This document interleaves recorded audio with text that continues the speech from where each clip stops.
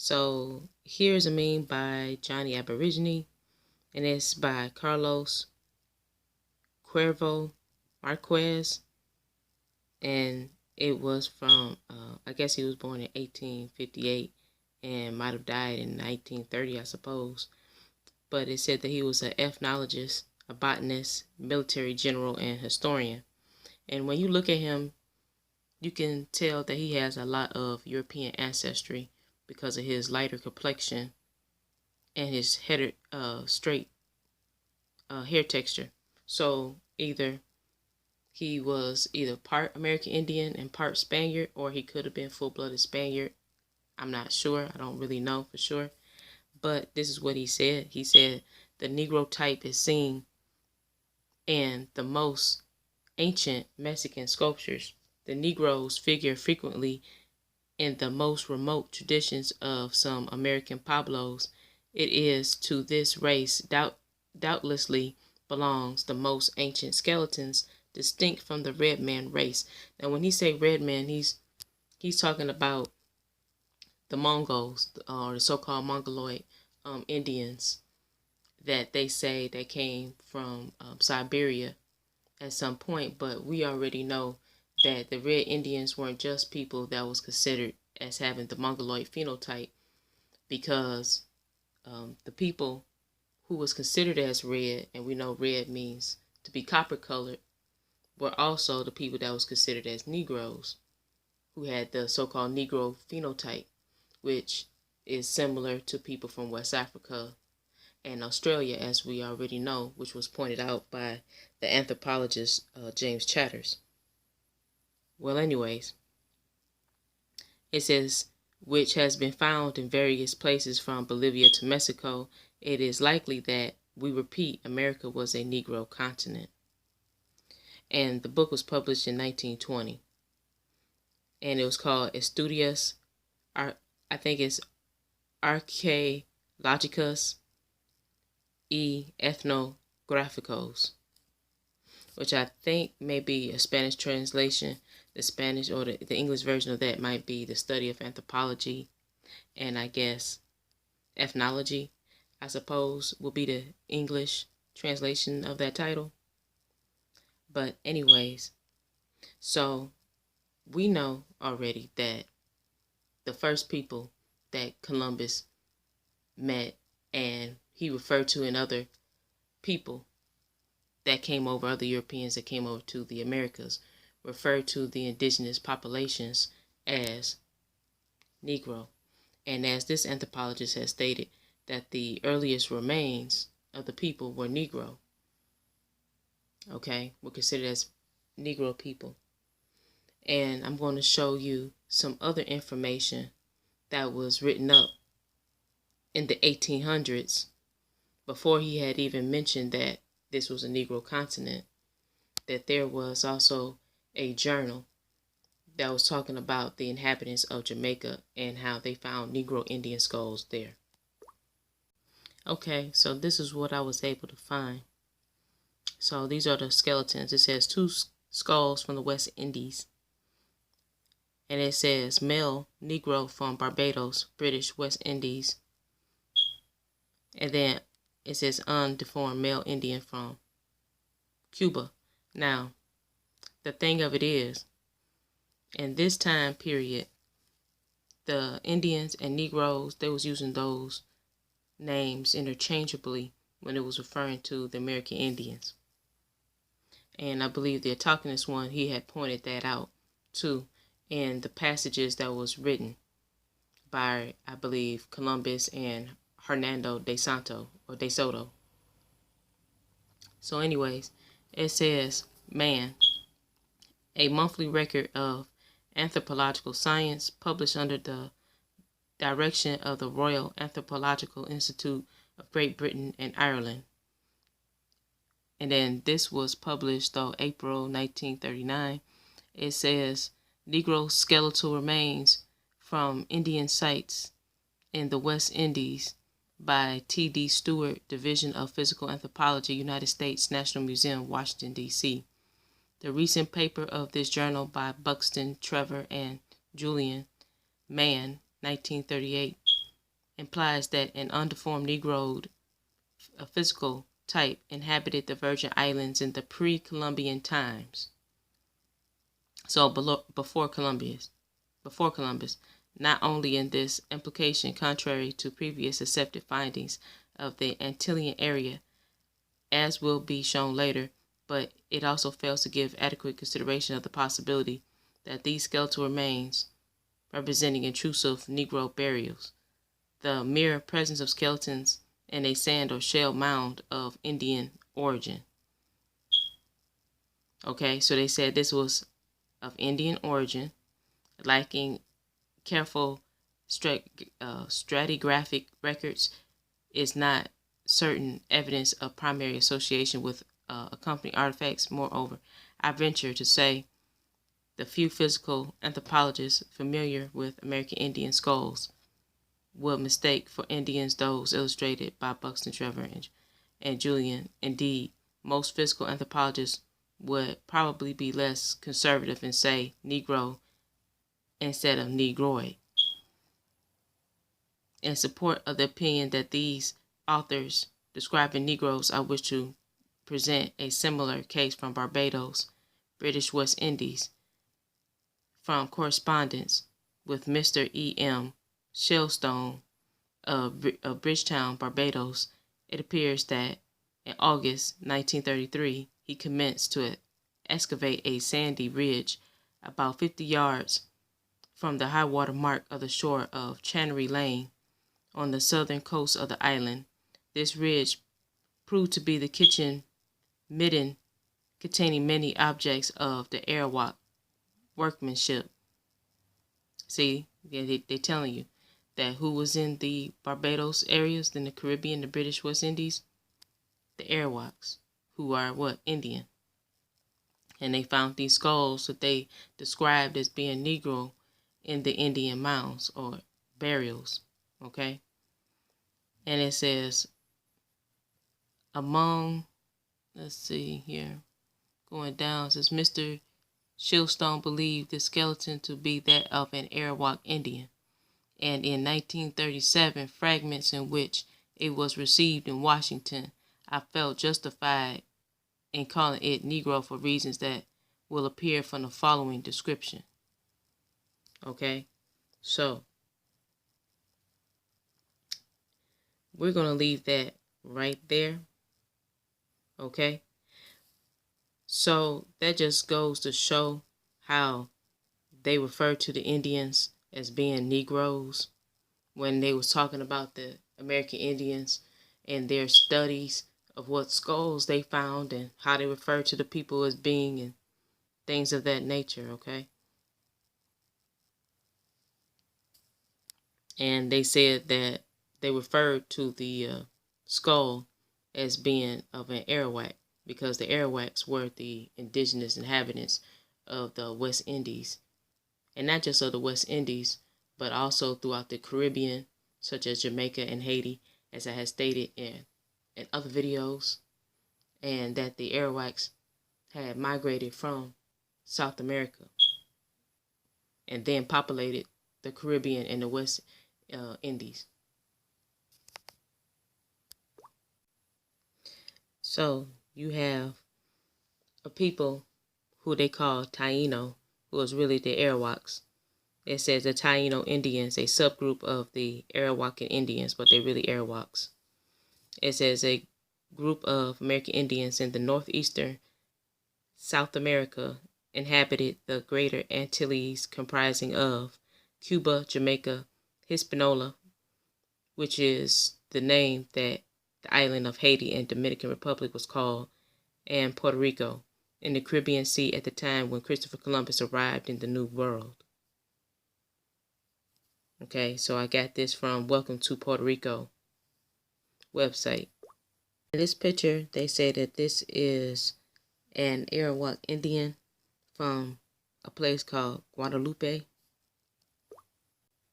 These people, when you look at them, these people are Indians, and they are in the Kalinago territory in the island, on the island of Dominica. And when you look at her facial features, she has features that you would consider, or people would consider, as Negro or Negroid. And you look at her hair texture is like a wavy type, curly type hair texture. And her complexion is a copper color complexion. It's like a reddish brown color. And she has a broad nose, and she has thick lips, what people would consider as Negroid, like a Negroid phenotype. And then when you look at this young man, he's like a lighter copper color complexion, and he has what appears to be like a kind of a broad nose and a little short little afro. And then when you look at the young lady that's behind her, she also has wavy hair, and she's almost the same complexion. And she has what you would consider, or as they would consider, as Negro type of phenotype. Okay. And this is on the island of Dominica. So you have these Indians. And they're saying that these are Arawak Indians from the 1800s that lived in Puerto Rico, and they have a darker copper colored complexion, and their hair is straighter. They have a more of a Mongoloid type of look to them than they do a Negro type of look. Okay, and now let's look at this right here. What it says, the historiography regarding how colonists and Americans categorized Native Americans, polities in the Carolinas focus almost exclusively on the post-colonial period. After the formation of the United States of America, the new American government became interested in quantifying and classifying its citizens. In the first U.S. census taken in 1790, Native Americans were classified in the same categories as free blacks. Okay, and then what they have here as where they get this information from was the return of the whole number of persons within the several districts of the United States, according to an act providing for the enumeration of inhabitants of the United States, passed March the 1st, 1791, Washington City. William Dwayne, 1802. Daniel J. Bronstein, America in 2 Centuries, an Inventory of New York, published 1976.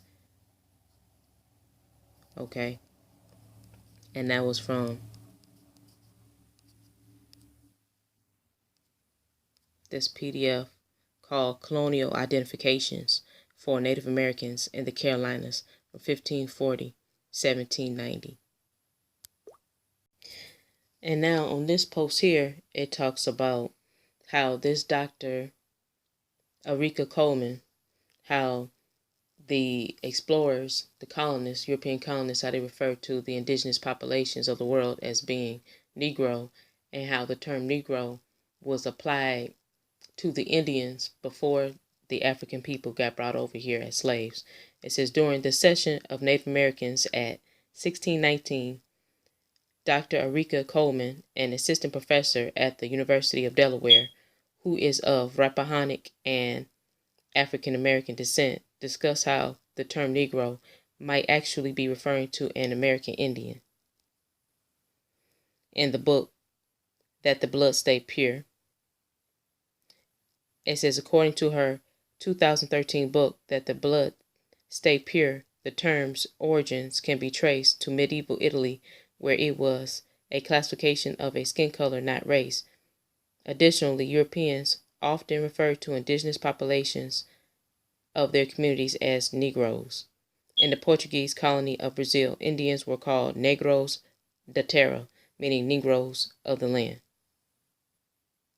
Coleman pointed out during the conference that the early Virginia legislature identified Moors and Negroes separately. There is also documentation in which individuals were described as Negro African.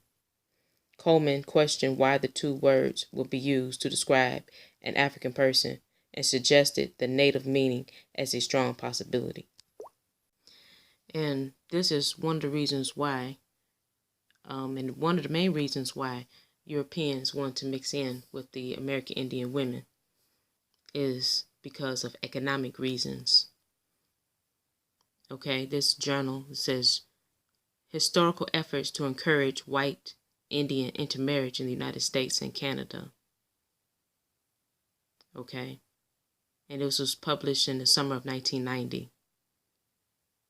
And it says topics: intermarriage, white people, United States history, Christianity, war, governors, single women, husbands, princesses, colonial governors. It's a preview. Historical efforts to encourage white Indian intermarriage in the United States and Canada. It says during the 17th and 18th centuries, efforts were made to encourage white Indian intermarriage in both Canada and United States, and under the auspices of the French, the British, and American authorities. In the 17th century, the French and Canada endorsed intermarriage with Indians, but with passage of time, measures were taken to discourage intermarriages. The British early in the 18th century in Nova Scotia sought to integrate themselves with Indians by offering any white person who married an Indian 50 acres of land and 10 pounds of sterling. In 1784, Patrick Henry introduced a bill in the Virginia House of Delegates to offer tax relief, free education, and 10 bonuses to whites and Indians who intermarried. In 1816, William Crawford, Secretary of War, concerned with the conflict with Indians in the South and West, recommended that marriage with Indians be encouraged if all other efforts to establish harmony failed.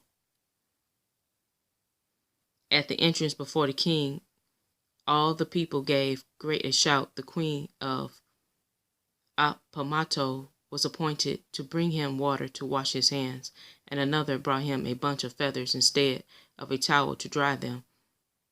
Having feasted him after his best barbarous manner they could, a long consultation was held, but the conclusion was 2 great stones were brought before Powhatan. Then as many as could lay hands on him dragged him to them, and thereon laid his head. And being ready for their clubs to beat out his brains, Pocahontas, the king's dearest daughter, when no entreaty could prevail, got his head in his arms and laid her own upon his to save him from death. In the fashion in December of 1607 did Pocahontas make her entrance into American history, that is, if we are to believe John Smith's romantic account, his general history of Virginia. Several years later, John Rolfe, who had come to Virginia in 1610 and who had been instrumental in improving the quality of local tobacco, sought the hand of the Indian princess Pocahontas, daughter of Powhatan. To that end, he addressed a very lengthy and intriguing letter of the Deputy of Governor of Virginia, Sir Thomas Dale, in which he pleaded for permission for the marriage. In his letter, Rolfe had this to say: for the good of the plantation and the honor of the country. Okay, so a lot of this had to do with conflict that was taking place between the Indians, going to war with the Europeans that was invading their lands, and also for economic reasons. And here's a picture of Luzia, what they call it, the Paleo-Indian. And I believe James Chatters and other anthropologists said that she had a Negroid phenotype when you look at her broad nose and her thicker lips. And this is how they painted her, as looking that they're thinking that she would have looked like that. The picture on the left is a painting of how they think that she would have looked when she was alive. This is a picture of me. This is a picture of my father, who was the inspiration for my chief. He is, and you look at my daddy's features, you see that he has he had a big nose. He was a deep copper color complexion. He had little lips, okay, high cheekbones. And then you look at me. I'm of a lighter complexion, and I have high cheekbones, but I have a more of a broad nose. And then take a look at my sister. My sister have high cheekbones, and she's a copper color complexion, and we're almost around about the same color. And she has slanted eyes, and she has thicker lips than my father. But when you look at my sister's face and you look at my face, you can clearly see that there probably was some admixture with the Indians that they call Mongoloid Indians. But you can also see the Paleo Indians also in my face, and also my phenotype and my family's phenotype and our complexion is from the Paleo Indians that they call what they call Negro Indians. Okay. And this is a picture of my grandparents. And this is a picture of my father. My father is on the right, as you see. My grandmother is in the middle. And my grandfather is on the left. And my grandpapa, Ferris, as you see, he's of a very light complexion because he had a lot of European admixture in his blood. And according to the genealogy from our family, it's because allegedly that we're supposed to have French ancestry, British ancestry, Irish and Scottish. But my grandfather, he knew about he confirmed the Irish ancestry that he had. And so, but when you look at my grandmother, you see that her copper complexion was darker than her husband's, probably because she probably didn't have as much European admixture in her bloodline. And then my father, you see that he was the product of both of his parents, and he looked like his daddy, but he had his mother's complexion. Okay, now it says the characteristic head of a Creek war chief. Now, this was a book that was written about the Creek Indians in Alabama, and the reason why this is important to me is because my grandfather's grandfather, my great-great-granddaddy, was born in Creek Indian Territory in the state of Alabama. So that's why this book is important to me. Okay? And it says Creeks in Alabama, a confederacy of a number of cultural groups, the Creeks, now known as the Muscogee Creek Nation, played a pivotal role in the early colonial and revolutionary era history of North America. In 1775, author and trader James Adder described the Creek Indians as more powerful than any nation in the American South, despite the fact that they were able, political, and economic. Okay, so I'm going to leave that there.